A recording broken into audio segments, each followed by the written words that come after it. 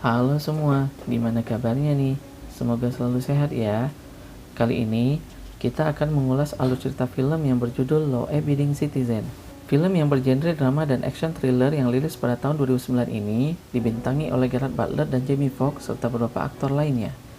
Yuk, tanpa berlama-lama kita masuk ke alur ceritanya. Di awal cerita diperlihatkan sebuah keluarga kecil yang harmonis, di mana Clyde yang diperankan oleh Gerard Butler dan putrinya sedang bercengkrama malam itu. Putrinya sedang asik membuat kalung dan gelang untuk ayah dan ibunya, dan Clyde sendiri sedang sibuk dengan pekerjaannya sebagai seorang engineer. Beberapa saat kemudian, terdengar ada yang mengetuk pintu, lalu Clyde pergi membuka pintu tersebut. Tanpa diduga, sesaat setelah pintu dibuka, tiba-tiba muka Clyde dihantam dengan tongkat baseball. Ada perampok masuk ke rumahnya. Para perampok ini bernama Darby dan Ames. Mereka langsung mengikat tangan Clyde dan menutup mulutnya dengan lakban. Saat itu istri Clyde datang, berteriak. Lalu si Darby menghampiri istri Clyde dan melempar badan istri Clyde. Sementara si Ames sibuk ngambilin barang-barang berharga di rumah, Darby malah menusuk perut Clyde sambil berkata, "Kau tidak bisa melawan nasib." Hal itu membuat Ames cemas dan menyuruh Darby menghentikan perbuatannya. Bisa takut juga perampok ya. Bukannya berhenti, si Darby malah menusuk perut istrinya Clyde lalu memperkosanya.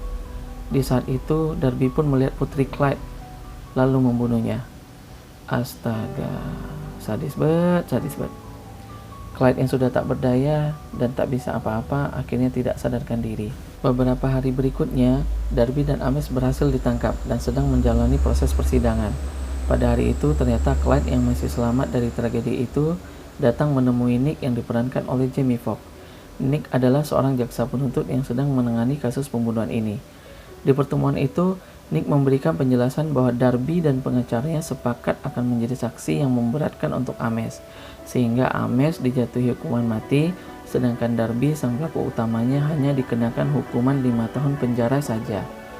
Hal ini dilakukan Nick karena keterbatasan bukti forensik yang tidak bisa dipakai di persidangan itu, sehingga Nick melakukan bargaining atau kesepakatan dengan Darby dan pengacaranya. Tentu saja hal itu membuat Clyde sangat kecewa terhadap Nick, karena dia melihat langsung yang membunuh istri dan anaknya itu adalah si Darby. Tapi keterangan itu tidak bisa dibawa ke pengadilan karena Nick pingsan saat itu. Kesaksiannya tidak akan dipercaya oleh hakim. Nick menjelaskan jika dia tidak melakukan kesepakatan itu, maka mereka akan kalah di persidangan, dan Ames maupun Darby akan dibebaskan. Tetapi Clyde tetap tidak bisa menerima hal itu. Di mana keadilan? Lalu Nick mengatakan, keadilan itu adalah apa yang bisa kau buktikan di persidangan, dan beginilah sistem peradilan bekerja. Di hari pembacaan vonis, pengacara Darby, yaitu Bill, dengan senang hati menerima putusan hakim. Ya iyalah senang, dihukum ringan kok. Hukumannya yaitu Darby 5 tahun penjara, sedangkan Ames dijatuhi hukuman mati setelah dipenjara 10 tahun. Ketika Nick memberikan selembar kertas untuk ditangani Darby, Darby mengatakan pada Nick, "Kalau kau tidak bisa melawan nasib." Kata yang sama saat Darby ingin membunuh Clyde. Selesai persidangan, Nick diwawancara oleh beberapa wartawan tentang hasil persidangan, dan Darby datang menjumpai Nick lalu menyalaminya. Ternyata di kejauhan Clyde melihatnya dengan perasaan marah, kecewa berat dan dendam, lalu dia pergi. Entah apa yang dipikirkan Clyde saat itu. Di lain waktu, selesai persidangan hari itu, Nick kembali ke rumah, menjumpai istrinya yang sedang hamil anak pertama mereka. Nick mengatakan kalau dia tidak puas dengan hasil pekerjaannya hari ini. 10 tahun kemudian berlalu. Di sini terlihat kalau anak Nick sudah berumur 10 tahun dan hari ini ada pertunjukan musik putrinya Nick. Tetapi Nick tidak bisa menghadirinya karena hari ini adalah hari di mana Ames akan menjalani hukuman suntik mati. Di acara itu hadir Nick, Sarah, dan pengacaranya Darby, yaitu Bill. Sebelum proses eksekusi dilakukan, kepala penjara menanyakan pada Ames, apakah ada hal yang ingin dia katakan sebelum dia dihukum mati. Kemudian Ames mengatakan bahwa dia menyesal atas perbuatannya, dan dia mengatakan seharusnya bukan dia yang dihukum mati. Dia bersumpah kalau bukan dia pelaku pembunuhnya, dan orang yang salah mati hari ini. Tapi apalah daya, nasi sudah menjadi bubur. Proses eksekusi dilakukan dengan menyuntikkan 3 cairan berbeda dengan urutan tertentu yang seharusnya tidak menyakitkan bagi Ames. Namun semua berubah ketika cairan ketiga disuntikkan. Ames teriak sejadi-jadinya menahan sakit yang luar biasa. Ada yang salah dengan proses eksekusi. Akhirnya Ames mati karena pecahnya seluruh pembuluh darah di badannya. Tragis, Ketika eksekusi selesai, mereka masih bingung apa yang sebenarnya terjadi karena seharusnya proses eksekusi itu tidak menimbulkan rasa sakit pada korbannya. Setelah diselidiki, ternyata di bagian belakang mesin mereka menemukan sebungkus cairan. Di bungkus itu tertulis, "Tidak bisa melawan nasib." Sontak Nick teringat dengan kata-kata itu, tapi dia lupa siapa orangnya yang pernah mengatakan itu. Setelah cek arsip-arsip kasus yang ditanganinya, Nick baru ingat bahwa Darby lah yang pernah mengatakan hal itu padanya. Di tempat terpisah, Darby yang telah bebas sedang asik menghisap bedak bayi sambil nonton berita eksekusi mati temannya sendiri, yaitu Ames. Dia melihat berita tersebut sambil tertawa. Senang amat lu, Bor. Tiba-tiba Darby mendapatkan telepon dari seorang misterius yang memberitahu kalau polisi sedang menuju ke tempatnya. Benar saja, emang ada polisi yang mau menangkap Darby. Darby kabur dan menembak mobil-mobil polisi yang mau menangkapnya. Dalam perjalanan kabur, pria misterius tadi nelpon Darby lagi dan mengatakan kalau ingin selamat, maka Darby harus pergi ke pabrik tua karena di sana sudah ada mobil polisi dan seorang polisi yang sudah dilumpuhkan oleh pria misterius tersebut. Darby langsung masuk ke dalam mobil polisi, mengambil senjata polisi tersebut dan mengancam polisi tadi untuk segera membawanya pergi ke sebuah gedung tua yang tidak terpakai. Lalu pria misterius tadi menelpon Darby kembali. Ternyata pria misterius tadi adalah polisi tadi, yang tak lain adalah Clyde yang sedang menyamar. Darby terkejut dan berusaha menembak Clyde dengan senjata yang dirampasnya di dalam mobil tadi. Tapi ternyata senjata itu sudah dimodifikasi oleh Clyde, sehingga ketika ditembakkan justru muncul jarum suntik yang menyuntikkan zat tetrodetoxin. Zat yang dapat membuat lumpuh, tapi korbannya masih bisa melihat, mendengar, dan merasakan sakit. Balas dendam pun dimulai. Di dalam gedung tua tersebut, dalam keadaan kesadaran penuh tapi lumpuh, Darby diikat oleh Clyde. Lalu Clyde menyuntikkan adrenalin ke Darby agar Darby tetap sadar selama proses penganiayaan berlangsung. Sadis bet. Selain itu, Clyde sudah menyiapkan satu cermin besar di atas meja eksekusinya agar Darby melihat setiap adegan penganiayaannya secara langsung. Dan di cermin itu, Clyde menempelkan foto istri dan anaknya yang telah dibunuh oleh Darby. Clyde merekam semua proses eksekusi sadisnya tersebut. Hal pertama yang dia lakukan adalah mengambil gerinda dan memotong tulang kering Darby. Ngilu. Adegan begitu cepat berlalu sampai akhirnya Clyde pergi. Keesokan harinya, Darby ditemukan oleh polisi dalam kondisi macam daging kurban. Potong 25 cuy. Gak ada tangan, kaki, kelopak mata, mengerikan. Tidak ada petunjuk apa-apa di TKP. Selain gedung tua itu adalah properti milik Clyde sendiri. Polisi segera menuju ke tempat Clyde. Clyde menyadarinya. Tanpa diduga, Clyde sudah menyerahkan diri secara langsung tanpa sehelai benang pun di badannya. Selama proses penggeledahan rumah Clyde, mereka menemukan sebuah buku anotasi putusan-putusan Mahkamah Agung US. Dari buku itu, Clyde tahu apa hak-haknya setelah jadi terdakwa. Dan yang terpenting, dia tahu bahwa dia tidak akan bisa dihukum jika bukti-buktinya tidak kuat. Sama seperti kasus pembunuhan keluarganya tersebut, di mana Darby tidak bisa dihukum berat karena buktinya tidak kuat. Setelah Clyde ditangkap, polisi bingung karena kesulitan menemukan bukti-bukti kuat untuk menjerat Clyde. Oleh karena itu, mereka membutuhkan pengakuan langsung dari Clyde. Pada saat yang sama, sebuah paket kiriman datang ke rumahnya Nick, yang diterima oleh anaknya Nick. Anaknya Nick berpikir kalau itu adalah kaset video pertunjukan musiknya yang sudah selesai dicetak dan mengajak ibunya untuk menonton kaset itu. Tapi ibunya lagi sibuk teleponan, jadi anaknya Nick memutuskan untuk nonton sendiri video itu. Tapi ternyata video itu bukan video yang diharapkan. Video itu berisikan adegan Darby yang tengah dieksekusi. Teriak plus nangis tuh anaknya Nick. Di dalam ruangan interogasi, Nick datang menemui Clyde dan meminta pengakuan kalau dialah yang menghabisi Darby. Clyde ternyata pintar memainkan kata-kata, sehingga keterangan yang disampaikan oleh Clyde tidak bisa dijadikan bukti kuat kalau dialah pelakunya. Clyde mau memberikan pengakuan sesungguhnya kalau Nick mau memenuhi permintaan Clyde. Bargaining atau kesepakatan kembali terjadi. Seperti Nick yang membuat bargaining dengan pengacaranya Darby waktu lalu. Ternyata yang diminta Clyde adalah sebuah tempat tidur Duxiana, sebuah tempat tidur mewah untuk diletakkan di selnya. Tapi Nick menolaknya. Setelah melakukan interogasinya, Nick mendapat telepon dari istrinya menyuruhnya cepat pulang. Karena ada seseorang yang mengirimkan video sadis itu ke rumahnya, yang membuat istri dan anak Nick merasa ketakutan. Akhirnya karena kejadian itu, Nick memenuhi kesepakatan awalnya. Clyde diberi kasur mewah, dan Nick mendapatkan kesaksian sesungguhnya dari Clyde. Kasur pun diantar ke penjara, membuat semua penghuni penjara protes. Minta kasur baru juga kawan. Beberapa hari kemudian, proses persidangan Clyde dimulai. Nick di sini menjadi jaksa penuntut umum, sedangkan Clyde jadi terdakwa tanpa ditemani pengacara. Karena memang itu permintaan Clyde. Karena tidak ada pengacara, maka Hakim Booth mengizinkan Clyde untuk menyampaikan pembelaannya. Dengan modal ilmu hukum yang dipelajarinya selama ini, Clyde menyampaikan pembelaannya dengan tenang dan mengatakan bahwa persidangan ini tidak menghadirkan satu bukti apapun yang memberatkannya, sehingga dia tidak bisa divonis bersalah. Dan Hakim Booth sepertinya setuju dengan pendapat Clyde dan berencana memvonis bebas Clyde.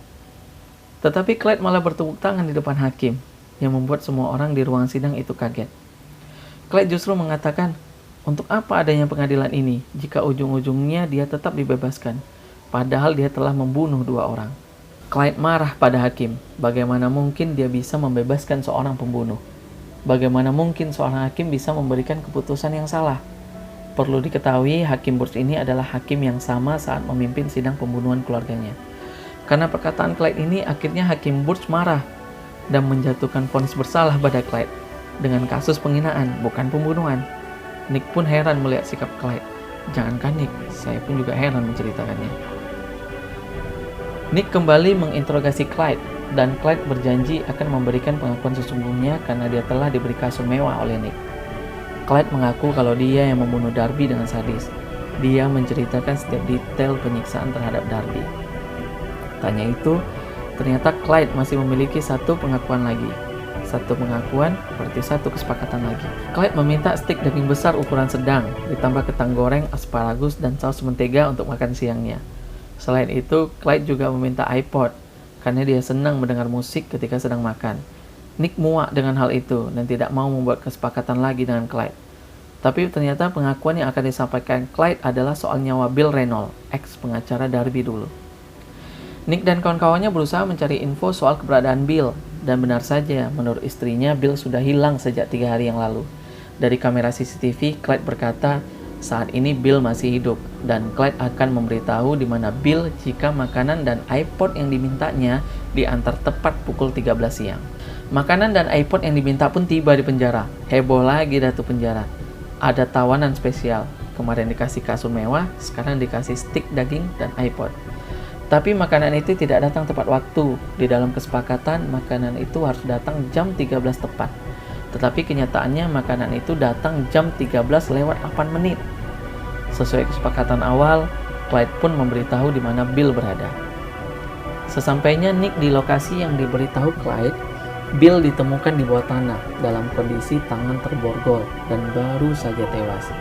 Di sana terlihat beberapa tabung oksigen yang memang sudah diatur habis tepat pukul 13.15. Karena Clyde tahu jarak antara penjara dan lokasi tempat Bill berada kurang lebih 15 menit. Oleh karena itu, jika makanan itu diantarkan tepat waktu, maka nyawa Bill mungkin masih tertolong. Makanya, on time kawan. Sementara itu, Clyde sedang asik melahap stik daging besar di selnya, dan dia mengajak teman satu selnya untuk ikut makan bersamanya. Tapi ternyata Clyde merencanakan hal lain. Ketika teman satu selnya sedang asik makan sambil memainkan remote iPod, Clyde tiba-tiba menikam leher temannya berkali-kali dengan tulang sisa daging stik itu. Temannya tewas, dan Clyde malah berbaring menunggu petugas datang untuk mengamankannya. Edan, entah apa coba alasannya. Para petugas langsung datang mengamankan Clyde. Kepala penjara sangat marah. Akhirnya Clyde dipindahkan ke ruang pengasingan. Nick kemudian datang ke ruang pengasingan dan menanyakan apa alasan Clyde membunuh teman satu selnya. Apa karena telat ngantar makan siangnya? Clyde menjawab setiap orang harus bertanggung jawab terhadap apa yang dibuatnya. Lalu Nick menyerahkan sebuah gelang kepada Clyde dan menyatakan bahwa istri dan anaknya tidak akan suka jika Clyde membunuh dengan mengatasnamakan mereka. Nick saat itu berada di kantornya, masih memikirkan kejadian tentang Clyde. Sarah kemudian datang untuk menjelaskan tentang properti-properti yang dimiliki oleh Clyde. Lalu Jonas datang dan mengajak Nick keluar malam itu. Jonas mengatakan bahwa Clyde pernah dikontrak oleh pemerintah, jadi mereka memutuskan untuk menemui seseorang malam itu. Pria itu ternyata adalah seorang mata-mata negara, dan dia mengatakan Clyde adalah otaknya dari para mata-mata. Clyde bisa membunuh seseorang tanpa perlu berada di ruangan yang sama dengan orang yang akan dibunuhnya. Membunuh jarak jauh. Tapi Nick membantah itu. Tidak mungkin Clyde bisa melakukan itu karena saat ini Clyde berada di penjara dengan penjagaan paling ketat. Pria itu kembali mengatakan bahwa ada sesuatu yang sedang direncanakan Clyde, sehingga dia sengaja masuk ke dalam ruang pengasingan itu. Pria itu kemudian menyarankan Nick untuk mencari siapa yang jadi target Clyde berikutnya dengan cara melihat siapa saja yang terkait dengan persidangan kasus pembunuhan keluarga Clyde. Kemudian pria itu mengatakan jika Clyde susah dihentikan, cara penghentikan Clyde adalah datangi selnya lalu tembak kepalanya. Nick kemudian menelpon Sarah untuk dijadwalkan bertemu dengan jaksa Burge, yaitu jaksa yang jadi hakim kasusnya Clyde. Lalu menyarankan Sarah untuk tinggal bersama pacarnya selama beberapa hari. Nick mulai memikirkan siapa-siapa saja orang yang ada hubungannya dengan kasus Clyde kemarin. Keesokan harinya, Nick dan Jonas pergi menemui jaksa Burge dan memberitahu semua soal Clyde. Jaksa Burge mengatakan bahwa Clyde minggu depan seharusnya dikeluarkan dari ruang pengasingan untuk wajib lapor. Namun Nick dan Jonas melarangnya dengan alasan membatasi kontak dan akses Clyde terhadap dunia luar. Awalnya jaksa menolak, tapi setelah dijelaskan, akhirnya jaksa Burge menerimanya. Tiba-tiba HP jaksa Burge berbunyi, begitu telepon diangkat. HP itu meledak dan membuat jaksa Burge tewas dengan luka parah di kepalanya. Polisi melakukan cek TKP. Nick mengatakan kalau ada orang yang membantu Clyde. Tak mungkin bisa ada bom di HP jaksa kalau tidak ada orang yang bisa mengaksesnya. Sementara Clyde sendiri masih berada di ruang pengasingan. Jonas jadi ketakutan melihat kejadian ini. Nick kemudian menginterogasi Clyde kembali, menanyakan alasan pembunuhan jaksa Burge. Apakah balas dendam menjadi motif pembunuhannya? Clyde membantahnya, mengatakan kalau itu bukan soal balas dendam, tapi hal itu dilakukan untuk memperbaiki sistem peradilan yang rusak ini. Clyde mengatakan bahwa Nick tidak tahu apa-apa soal siapa yang membantunya dan apa yang akan dia lakukan. Clyde ingin memberitahu rencananya, tapi dengan satu kesepakatan, yaitu Clyde minta dibebaskan tanpa syarat besok pagi tepat pukul 6 pagi. Jika tidak, maka dia akan membunuh semuanya. Nick masih yakin pasti ada yang membantu Clyde dari dalam penjara. Maka Nick kembali menghubungi Sarah untuk mencari semua arsip tahanan yang berhubungan dengan Clyde dan menyuruh semua teman-teman kantornya untuk berkumpul di penjara untuk memastikan apakah ancaman Clyde terbukti besok paginya, karena Nick memang tidak ingin mengeluarkan Clyde tepat jam 6 pagi. Keesokan harinya, semua orang di penjara deg-degser menunggu jam 6 tepat. Apa yang akan terjadi, siapa yang akan terbunuh. Dan jam 6 tepat. Tetapi tidak terjadi apa-apa. Dan Nick mengatakan kalau Clyde itu bukan Tuhan, dan dia hanya menggertak gitu saja. Dan Nick menyuruh teman-temannya untuk segera pulang untuk beristirahat. Semua teman-teman Nick mulai pulang dan masuk ke dalam mobil mereka masing-masing. Tiba-tiba salah satu mobil meledak, disusul dengan ledakan beberapa mobil lain. Semua teman Nick tewas, termasuk Sarah. Ternyata Clyde tidak hanya menggertak. Polisi tiba di TKP dan menemukan sebuah pemancar radio yang mengaktifkan bom yang dimasukkan ke dalam tangki bahan bakar mobil tersebut. Dan polisi juga mengatakan bahwa hanya mobil Nick yang aman. Ibu wali kota memanggil Nick dan Jonas. Wali kota ingin tahu lebih jelas soal kejadian yang sangat serius ini dan meminta Nick dan Jonas untuk segera menyelesaikan kasus ini. Akhirnya Nick memutuskan pulang dan segera meminta bantuan keamanan untuk mengamankan istri dan anaknya. Dan sesuatu yang aneh terjadi. Tiba-tiba saja ada foto Nick bersalaman dengan Darby di rumahnya. Kita pun jadi bertanya-tanya, siapa yang meletakkan foto itu di sana?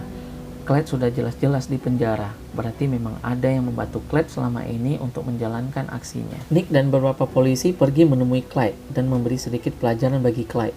Nick sudah muak dengan semua ini karena Clyde sudah membunuh teman-teman Nick yang tidak bersalah. dan Clyde bersumpah akan segera menghancurkan seluruh sistem berpenyakit ini di depan mata Nick. Di acara pemakaman teman-teman kerjanya, Nick dan Jonas tetap dikawal oleh beberapa polisi. Ketika acara pemakaman selesai, di tengah perjalanan menuju mobil, Nick bercerita pada Jonas jika dia sewaktu muda dulu ingin mengubah sistem peradilan yang seperti ini. Tetapi kemudian Nick sadar bahwa sistem yang ingin dirubahnya justru merubah dirinya sendiri. Sulit untuk merubah sistem yang sudah berjalan. Ternyata mereka sedang diawasi dari kejauhan dengan menggunakan sebuah robot mirip tank baja mini yang dilengkapi dengan kamera dan senjata. Robot itu dikendalikan oleh seseorang. Sesaat kemudian mobil yang ditumpangi Nick mati mendadak. Sistem kelistrikannya tiba-tiba terbakar. Nick memberitahu untuk segera mengamankan Jonas yang sedang berada di mobil lainnya.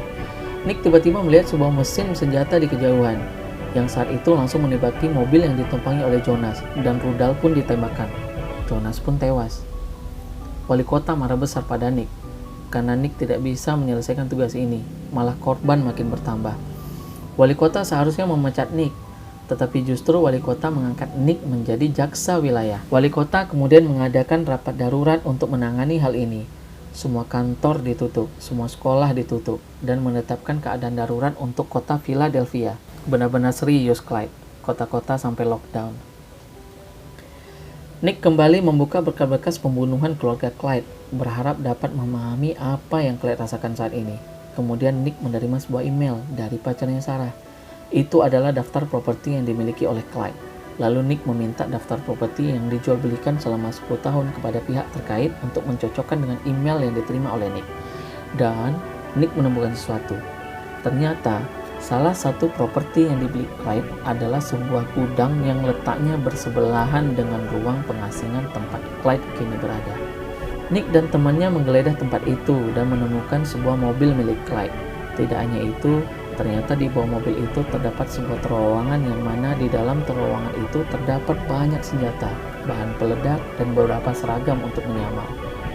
Di sana juga terlihat ada beberapa CCTV yang dia pasang untuk mengawasi setiap sudut penjara. Bahkan ada juga CCTV yang mengawasi rumahnya Nick. Ternyata Clyde sengaja menggali terowongan itu dan berhubungan langsung dengan semua sel yang ada di ruang pengasingan. Jenius. Itulah alasan kenapa Clyde ingin dipindahkan ke ruang pengasingan. Jadi Clyde sebenarnya bisa bebas keluar masuk selnya. Dan ternyata saat itu Clyde tidak sedang berada di selnya. Dia sudah berada di balai kota dengan menyamar sebagai seorang petugas kebersihan. Dia berencana meledakkan gedung balai kota malam itu.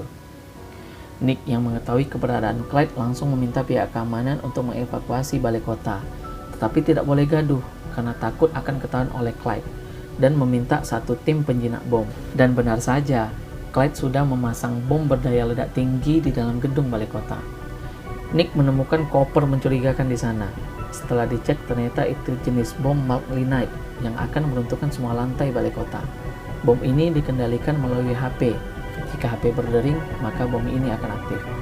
Nick ada ide dan memutuskan untuk tidak memberitahu siapapun termasuk wali kota. Rapat segera dimulai, dan Clyde terus mengawasi dari CCTV kapan waktu yang tepat untuk meledakkan bom tersebut. Clyde pun sudah bersiap-siap balik ke sel pengasingannya. Jadi ketika bom itu meledak, dia seolah-olah masih berada di dalam selnya. Tapi ternyata Nick sudah menunggu Clyde di dalam selnya. Dan Clyde sudah pasti terkejut lah. Nick sedikit banyak memberi pujian pada Clyde bahwa tidak pernah ada orang sebelumnya yang keluar masuk penjara melalui terowongan. Dan akhirnya di sini ketahuan kalau Clyde bekerja sendirian selama ini. Nick memberikan kesempatan terakhir untuk Clyde, bahwa Nick akan mencoba untuk menjalankan prinsip-prinsip keadilan yang dipuja-puja oleh Clyde. Tetapi Clyde harus berhenti melakukan aksi pembunuhannya. Nick juga mengatakan kalau dia tidak akan mau lagi membuat kesepakatan dengan pembunuh. Clyde jadi ragu, mulai percaya dengan Nick atau tidak. Clyde menolak tawaran Nick dan tetap ingin meledakkan bom tersebut. Panggilan pun dilakukan.